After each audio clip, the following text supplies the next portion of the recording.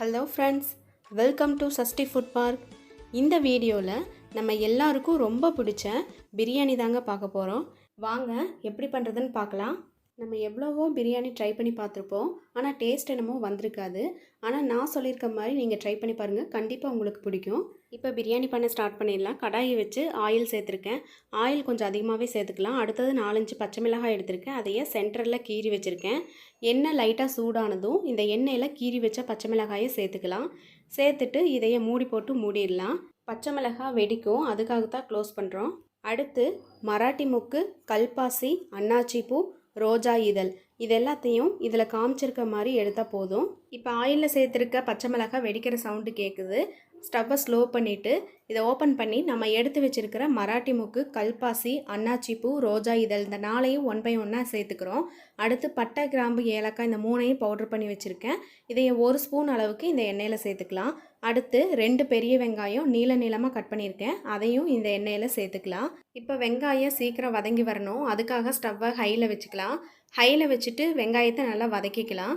வெங்காயம் நல்லா வதங்கி இந்த அளவுக்கு வந்ததும் பூண்டு பேஸ்ட்டு 100 கிராம் அளவுக்கு பூண்டு எடுத்து அதை பேஸ்ட் பண்ணி இதில் ஆட் பண்ணிக்கலாம். ஆட் பண்ணிவிட்டு இதை 1 நிமிஷம் வதக்கிக்கலாம். அடுத்து மீடியம் சைஸ் 4 தக்காளியை பேஸ்ட் பண்ணி இதில் சேர்த்துக்கலாம்.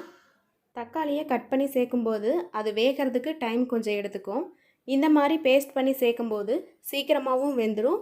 நம்ம தக்காளி இதில் சேர்த்துருக்கோங்கிறதே தெரியாது, டேஸ்ட்டாகவும் இருக்கும். இப்போ இது எல்லாத்தையும் நல்லா ஃப்ரை பண்ணிக்கலாம். ஒரு 1 நிமிஷம் வதங்கினதுக்கப்புறம் இதில் டால்டா சேர்த்துக்கிறோம். 50 கிராம் டால்டாவில் பாதி அளவுக்கு இதில் சேர்த்துக்கலாம்.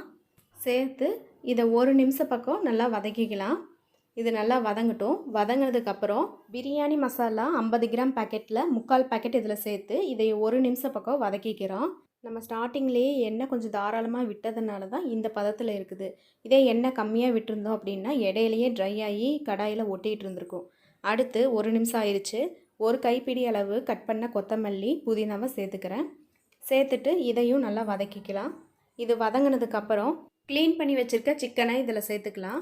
எல்லா சிக்கனையும் இதில் சேர்த்துட்டு இது எல்லாத்தையும் நல்லா மிக்ஸ் பண்ணிக்கலாம். மசாலாவும் சிக்கனும் நல்லா மிக்ஸ் ஆகணும், அந்த அளவுக்கு கலந்து விட்டுட்டு சிக்கன் வேகிறதுக்காக தண்ணி சேர்த்துக்கிறோம். சின்ன டம்ளரில் 2 டம்ளர் அளவு தண்ணி சேர்த்துக்கலாம். தண்ணி சேர்த்துட்டு இதுக்கு தேவையான அளவு உப்பும் சேர்த்துக்கலாம். இப்போ இது எல்லாத்தையும் நல்லா மிக்ஸ் பண்ணிக்கலாம். மிக்ஸ் பண்ணிவிட்டு இதை ஒரு 5 நிமிஷம் இப்படியே வேக விட்டுறலாம். இது 5 நிமிஷம் வெந்து வரட்டும். அடுத்து சீரக சம்பா ரைஸ் 3/4 கிலோ எடுத்து ஊற வச்சுருக்கேன். அதில் இதையே சேர்த்துக்கலாம். நம்ம நார்மல் ரைஸ்லையும் செய்யலாம், இதுலேயும் செய்யலாம். இதில் செய்யும் போது பிரியாணியோட டேஸ்ட்டு கூடுதலாக கிடைக்கும். அரிசி வேகறதுக்கு எவ்வளோ தண்ணி சேர்ப்பீங்களோ அந்த அளவுக்கு சேர்த்துக்கோங்க. ஏற்கனவே கறி வேகறதுக்காக நம்ம தண்ணி சேர்த்துருக்கோம், பார்த்துட்டு சேர்த்துக்கோங்க. இப்போ இது எல்லாத்தையும் நல்லா மிக்ஸ் பண்ணிவிட்டு உப்பு காரம் செக் பண்ணிக்கோங்க. லாஸ்ட்டாக ஒரு எலுமிச்சம்பழத்தில் 1/4 எலுமிச்சம்பழம் இதில் பிழிஞ்சு விட்டுட்டு இது எல்லாத்தையும் மிக்ஸ் பண்ணி க்ளோஸ் பண்ணி வச்சிட்றோம். நான் 3 விசில் விட்டு ஸ்டீம் இறங்கினதுக்கப்புறம் ஓப்பன் பண்ணி பார்க்குறேன். பிரியாணி நல்லா வெந்து வந்திருக்குது. பிரியாணியை கிளறும் போது கரண்டியை திருப்பி பேக் சைடு தான் இதை கிளறணும், அப்போ தான் சாதம் உடையாமல் நம்மளுக்கு கிடைக்கும். ஃபைனலாக டேஸ்டான சிக்கன் பிரியாணி ரெடி. இதோட டேஸ்ட் அட்டகாசமாக இருந்துச்சு. நீங்களும் ட்ரை பண்ணி பாருங்கள். நான் சொல்லியிருக்க அளவுகளோட பக்குவமாக செஞ்சு சாப்பிட்டு பாருங்கள். கன்ஃபார்மாக இந்த டேஸ்ட் உங்களுக்கு பிடிக்கும். இந்த வீடியோ பிடிச்சிருக்குன்னு நினைக்கிறேன். பிடிச்சிருந்தால் லைக் பண்ணி ஷேர் பண்ணுங்கள். நீங்கள் இன்னும் நம்ம சேனலுக்கு சப்ஸ்கிரைப் பண்ணலைன்னா மறக்காமல் சப்ஸ்கிரைப் பண்ணிடுங்க. நம்ம சேனலை ஃப்ரெண்ட்ஸ் அண்ட் ஃபேமிலிக்கு ரெஃபர் பண்ணுங்கள். பாய்.